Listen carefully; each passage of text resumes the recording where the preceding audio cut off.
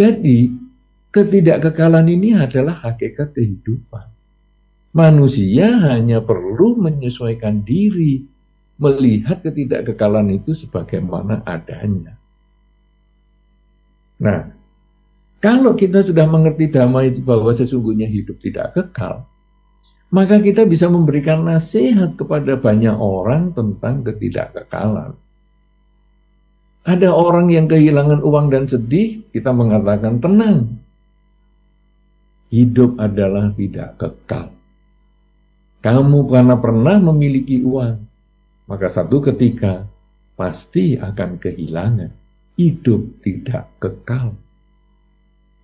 Ketika ada orang sedih karena tidak lulus ujian, tenang, hidup tidak kekal.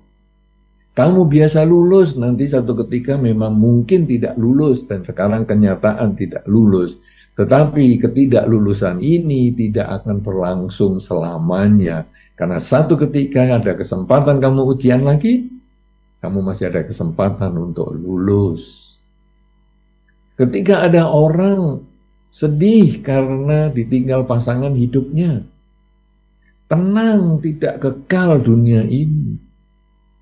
Bahwa dulu kamu tidak punya pasangan hidup, buktinya kamu tenang. Setelah kamu punya pasangan hidup sekian puluh tahun, ditinggal, kan berarti kembali kepada zaman sebelum punya pasangan hidup. Kenapa kamu sedih? Tenang, hidup itu tidak kekal. Jadi kehilangan uang kita bisa mengatakan tidak kekal, bisa nasihati. Orang sakit yang dulunya sehat kita bisa nasihati. Orang kehilangan pasangan hidup kita bisa nasihati. Orang yang rugi di pekerjaan kita bisa nasihati dengan satu kata. Hidup tidak kekal. Kemudian hadapi ketidakkekalan itu sebagaimana adanya. Saudara-saudara, kalau waktu itu kemudian terus berjalan, satu ketika kita yang mengalami ketidakkekalan itu. Kita yang mungkin kehilangan harta kita. Kita yang mungkin kehilangan kesehatan kita.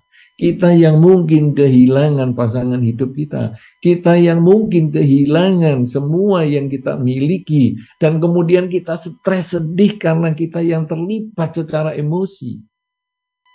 Kemudian kita mengatakan ataupun kita berbagi cerita, curhat kepada orang yang pernah kita nasihati dulu. Kemudian kita katakan, aduh aku sedih banget nih. Kehilangan uang, kehilangan harta, kehilangan pekerjaan, kehilangan pasangan hidup, kehilangan keluarga, kehilangan kesehatan. Semuanya hilang dari tanganku. Kemudian orang yang menasihati kita itu, yang dulu pernah kita nasihati, itu mengatakan kepada kita, loh, kamu dulu kan sudah nasihati saya bahwa hidup itu tidak kekal. Waktu saya kehilangan uang. Ya, dulu kan kamu juga nasihati saya waktu saya sakit bahwa hidup tidak kekal dan seterusnya dan seterusnya. Saudara-saudara, kita kemudian diingatkan, iya ya. Dulu aku nasihati dia.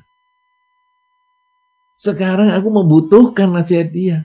Kenapa? Karena ternyata masalah saya yang mudah ini ketika saya terlibat secara emosi, saya nggak ngerti cara jalan keluarnya. Saya butuh orang lain mengingatkan. Ibaratnya sang pemuda yang tadi kemudian terjebak dengan pertanyaan dari orang yang mendengarkan uraiannya dia butuhkan si kakek untuk menjawab pertanyaannya. Demikian pula dalam hidup kita. Oh iya ya, aku kok lupa sih bahwa hidup ini tidak kekal. Nah, saudara-saudara, kalau begitu sekarang, kita menuju kepada bagaimana kita ini bisa selalu ingat bahwa hidup ini tidak kekal. Bagaimana supaya kita selalu ingat bahwa hidup ini problem berasal dari pikiran kita sendiri. Apa sih yang membuat pikiran kita itu menimbulkan masalah senang dan susah? Sebetulnya adalah karena dimensi waktu.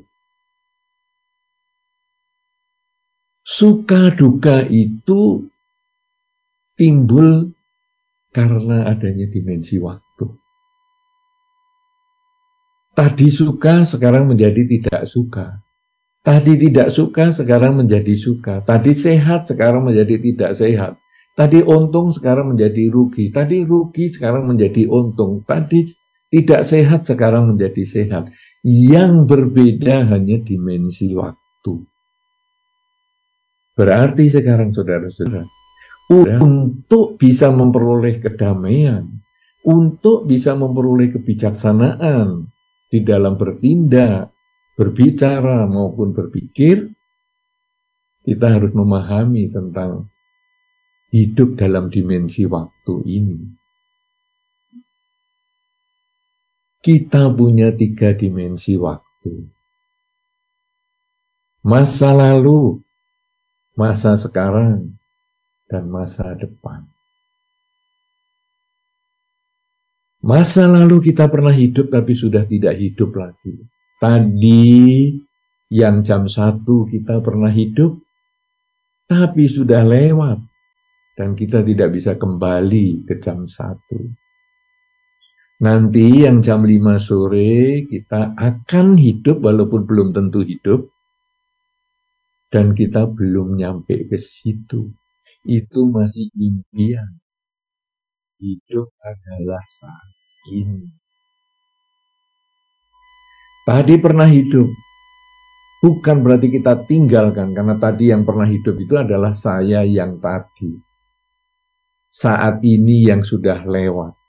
Hendaknya kita jadikan pengalaman sebagai pelajaran untuk kita tingkatkan pada saat ini.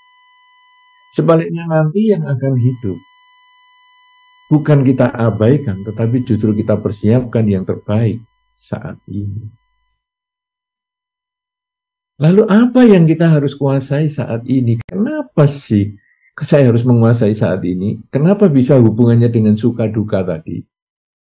Disebut suka karena keinginan saya yang tadi aku miliki atau yang dulu aku miliki saat ini menjadi kenyataan dan saya suka. Saya tidak suka kenapa? Karena keinginan saya yang tadi atau yang dulu saya miliki saat ini tidak menjadi kenyataan dan saya tidak suka. Saya cemas, saya takut, saya gelisah. Kenapa? Saya tidak suka. Kenapa? Karena keinginan saya di masa depan yang mungkin bisa saya wujudkan ternyata juga ada gangguan yang mungkin bisa membatalkannya. Saya cemas, saya gelisah, saya galau, saya stres. Tentang masa depan saya stres, saya galau. Kalau terus kita diombang-ambingkan oleh masa lalu, masa depan, masa lalu yang hanya tinggal impian, harap, tinggal kenangan, masa depan yang masih impian, hidup kita saat ini menjadi sangat menderita. Bahkan tidur pun menjadi sulit. Karena tidur kita memikirkan masa lalu, aduh tadi kenapa aku harus ngomong begitu, kenapa aku harus bertindak begitu, kenapa aku harus berpikir seperti itu. Akhirnya kita sulit tidur. Atau mungkin kita mau tidur berpikir yang akan datang, besok aku akan ketemu dengan si A, bagaimana ini. Ini juga akhirnya hidup kita menderita. Lalu apa yang sekarang harus kita lakukan supaya kita bisa memperoleh kedamaian, kebahagiaan? Kita mengendalikan saat ini. Pikiran kita kembalikan saat ini. Kalau tidur sulit, kenapa? Karena badan kita di kasur. Batin kita jalan ke masa lalu, batin kita jalan ke masa depan. Badan kita di kasur, karena batinnya ini berpisah, maka akhirnya kita nggak bisa tidur. Kalau sudah nggak bisa tidur, badan ini diminumi obat tidur. Badan diminumi obat tidur, tapi pikirannya jalan terus. Akibatnya, ketika bangun menjadi sakit kepala, tubuh menjadi tidak sehat. Nah, sekarang kita mengembalikan badan dan batin ini menjadi satu. Ketika badan di kasur, batin juga perlu di kasur. Ketika badan sedang membaca, batin juga ikut membaca. Sehingga kita lebih mudah memahami yang kita sedang baca. Ketika kita mendengar, batin juga ikut mendengar. Supaya kita lebih memahami apa yang kita dengarkan. Demikian pula dengan indria-indria kita yang lain. Apakah indria pengecap, apakah itu untuk berpikir, ataukah kulit kita dan sebagainya. Kita ketika kontak dengan objek-objek indria, batin kita harus ikut menyadari kontak dengan objek-objek indria itu. Dan ketika kesadaran selalu ada setiap saat, maka batin menjadi tenang seimbang. Kita lalu melihat bahwa hidup itu yang dikatakan perubahan apabila kita membandingkan masa lalu, masa sekarang dan masa depan. Tetapi ketika kita hidup pada saat ini, maka perubahan itu menjadi lenyap. Karena yang ada hanya saat ini. Kalau perubahan itu menjadi lenyap, maka batin menjadi tenang seimbang. Batin menjadi bijaksana di dalam memilih, batin menjadi bijaksana dalam bertindak, batin menjadi bijaksana di dalam memutuskan, karena sangat objektif. Tidak lagi dipengaruhi oleh emosi-emosi masa lalu maupun emosi masa depan. Tetapi semua adalah dari kesadaran dan kebijaksanaan. Nah, sekarang bagaimana kita bisa menyatukan badan dan batin? Adalah dengan sering mengulang dalam batin kita kalimat saat ini saya sedang apa. Ketika badan sedang duduk, saat ini saya sedang duduk. Jangan biarkan pikiran Anda berpindah tempat, mungkin keluar, berpikir tadi bagaimana, atau nanti habis acara ini saya mau kemana. Jangan berpikir itu lagi. Karena kita hanya, saat ini saya sedang duduk, saat ini saya sedang mendengar, ini yang kemudian kita selalu sadari. Saat ini saya sedang membaca, saat ini saya sedang menulis, saat ini saya sedang bekerja. Apapun yang kita lakukan, sadari.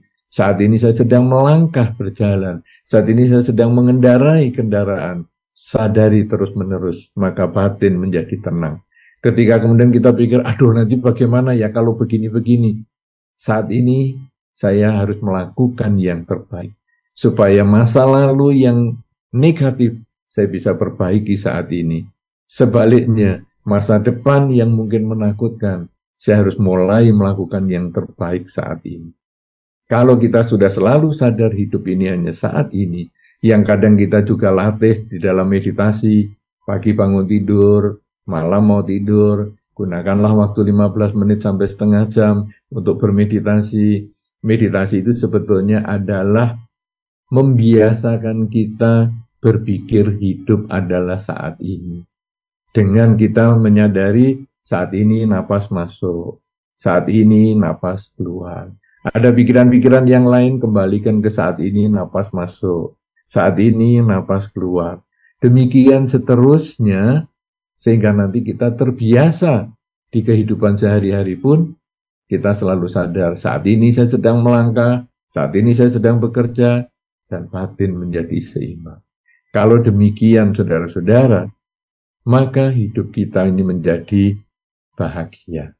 Dan semua kesulitan hidup kita ini kita dapat selesaikan. Dan kita akan menjadi si kakek yang bijaksana. Karena semua kesulitan ternyata dari pikiran kita sendiri. Dan pikiran itu hanya karena lari dari masa lalu dan masa depan. Tapi begitu kita kembalikan pada saat ini, kita menjadi tenang seimbang. Dan kita benar-benar menjadi orang yang bijaksana. Dan kita bisa menjadi tempat orang bertanya. Dan kita juga bisa menyelesaikan masalah kita. Karena sesungguhnya hidup saat ini adalah kunci kebijaksanaan di dalam tindakan kita sebagai seorang umat Buddha. Marilah dengan pembukaan